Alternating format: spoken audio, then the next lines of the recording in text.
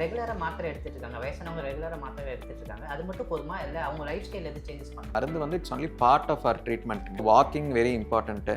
ஃபேமிலியோட கேர் ரொம்ப இம்பார்ட்டன்ட்டுங்க. எல்டர்லி பீப்புளை தனியாக விட்டோம் வைங்களேன், அவங்க ரொம்ப லோன்லியாக இருப்பாங்க, டிப்ரெஸ்டாக இருப்பாங்க, தூக்கம் ஒழுங்காக வராது அவங்களுக்கு. அதெல்லாமல் plays a very important role.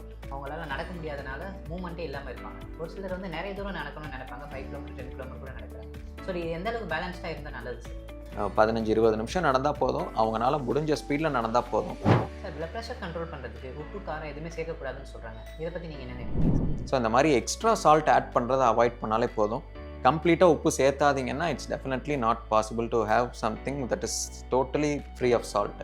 If in case ஒரு காலையில் போட வேண்டிய ஒரு டோஸ் போடாமல் மறந்துட்டாங்க அப்படின்னா அடுத்த ஒரு 2-3 ஹவர்ஸ்க்குள்ளே ஞாபகம் வந்துச்சுன்னா போடலாம்.